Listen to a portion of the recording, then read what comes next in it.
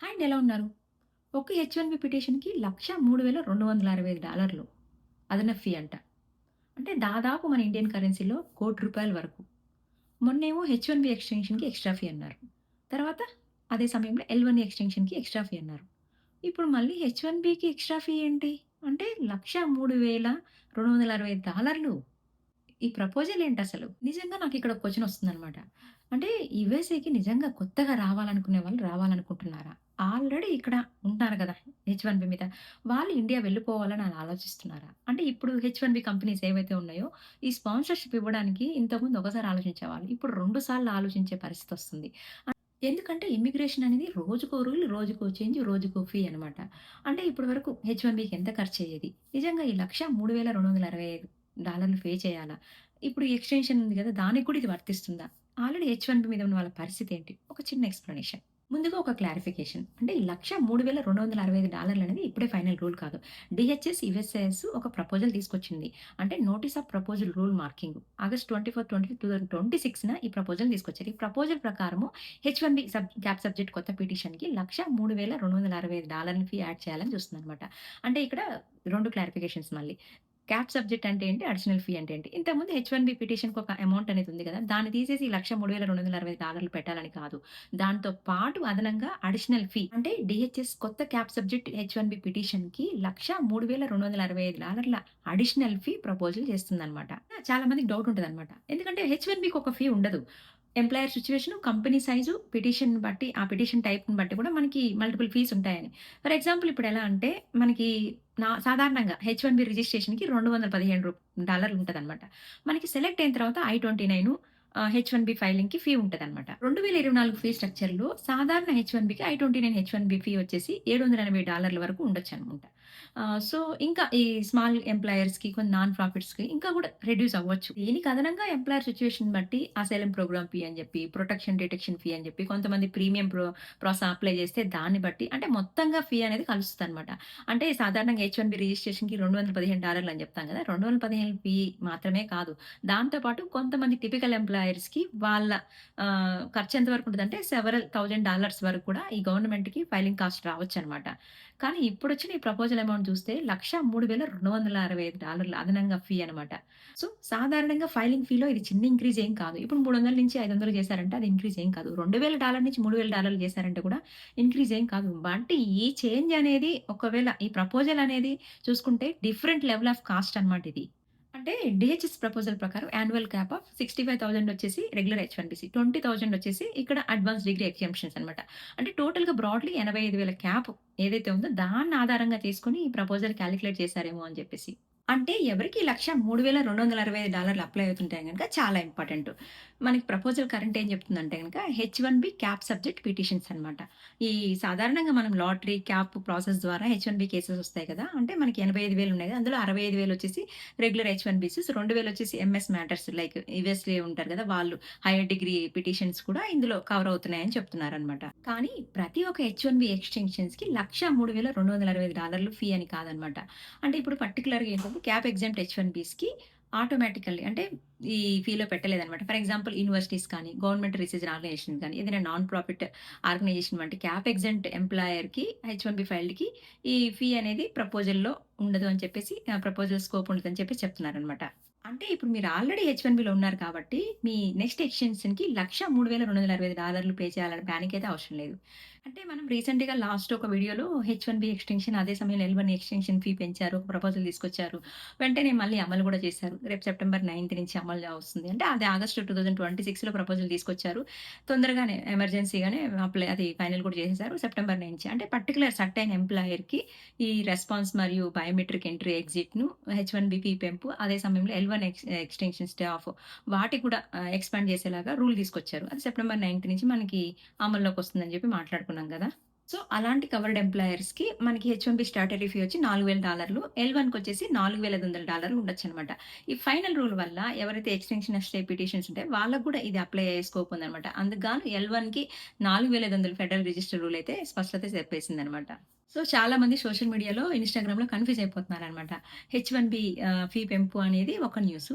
హెచ్-1 extension, ఎల్-1 extension fee పెంపు అనేది ఒకటనమాట. H-1B extension, ఎల్-1 extension అంటే మీకు 9-11 రూల్ ప్రకారము ఆబ్వియస్‌లీ అది కొంతమంది ఎంప్లాయర్స్‌కి అప్లై అవుతుంది. దానికో హెచ్-1బీకో ఇంత ఫీ, ఎల్-1బీకి ఇంత ఫీ. ఇప్పుడు ఈ న్యూస్ ఏంటంటే గనక హెచ్-1బీ క్యాప్ సబ్జెక్ట్ పిటిషన్స్ అనమాట. దానికి గాను $1,03,265 అదనంగా ఫీ పెట్టాలి అని జెప్పేసి. మనకింతకుముందు ఒక పర్టిక్యులర్ ఫీ ఉండేది. ఇప్పుడేంటంటే దాంతో పాటు ఇది అదనంగా పెడుతున్నారు. అంటే మనకి క్యాప్ ప్రాసెసర్ 85,000 ఉన్నాయి. అందులో 65,000 వచ్చేసి నార్మల్ రెగ్యులర్ హెచ్-1బీస్. 20,000 వచ్చి యూఎస్‌లో ఎంఎస్ క్వాలిఫికేషన్ స్టూడెంట్స్ 20,000 ఉంటారు కదా! వాళ్ళనమాట. అంటే ఎక్స్‌ట్రా డిగ్రీ ఎవరైతే ఉంటారో వాళ్ళు గూడా దీంట్లో కవర్ అయ్యేలాగా పెట్టారనమాట. సో, ఈ 2 న్యూసెస్ డిఫరెంట్ అనమాట. ఒకటేమో అమల్లోకి ఆల్రెడీ వచ్చేసింది. ఒకటి ప్రపోజల్ మాత్రమే. ఇంకా ఫైనల్ కాలేదది. అసలెందుకు ఈ $1,03,265 అంటే గనక డీహెచ్ఎస్ వాళ్ళేంటి ఇప్పుడు ఎవ్రీ ఇయర్ మనకి 85,000 క్యాప్ సబ్జెక్ట్ పిటిషన్స్ ఉన్నాయి కదా! అది మల్టిప్లికేషన్ ఇంటూ $1,03,265 ఏస్తే 8.8 బిలియన్ రెవెన్యూ ఎవ్రీ ఇయర్ వస్తుందని ఎస్టిమేషన్ ఏసారనమాట.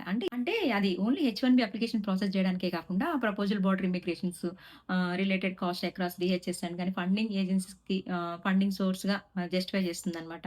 వాళ్ళ కాలిక్యులేషన్ ఇలా ఉందనమాట.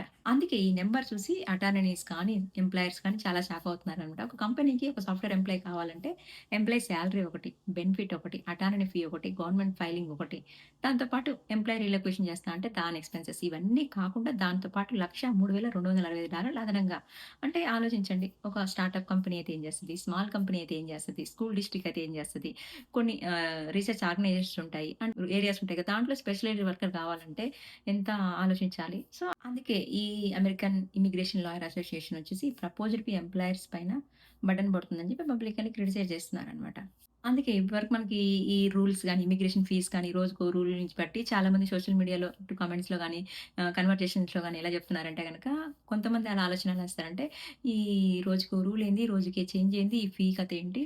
ఇప్పుడు ఇంత ఇబ్బంది పడుతూ వీసా టెన్షన్స్ పెట్టుకొని ఇక్కడ ఉండడం కంటే కూడా ఇండియాలో ఆపర్చునిటీస్ ఇప్పుడు బానే ఉన్నాయి గదా! ఇంప్రూవ్ అయిపోయాయి గదా! ఇండియా ఎళ్ళిపోదాం కొంతమంది అనుకుంటారు. కొంతమంది మాత్రం మా పిల్లలు ఇక్కడే సెటిల్ అయిపోయారు. వాళ్ళు ఇల్లుంది. సంథింగ్ వాళ్ళ కెరియర్ ఇక్కడే మొత్తం బిల్డ్ చేసామని చెప్పేసి ఎలా వెళ్తాం అని చెప్పి కొంతమంది అనుకుంటారు. సో, 2 వాలిడ్ వ్యూ పాయింట్స్ అనమాట. ఎందుకంటే ఎవరి పర్సెప్షన్‌లో వాళ్ళు ఇప్పుడు కొంతమంది హెచ్-1బీ జాబ్ స్టేబుల్‌గా ఉంటది. వాళ్ళ సినారియోలో వాళ్ళకి ఈ 103 ఇది పెంచారు గదా! ఇప్పుడు. దాన్ని చూసి రేపు ఫ్లైట్ బుక్ చేసుకొని ఎళ్ళిపోదాం అని ఏం లేదు. సో, ఎవరు అందరికి ఒకటే ఆన్సర్ ఉండదక్కడ.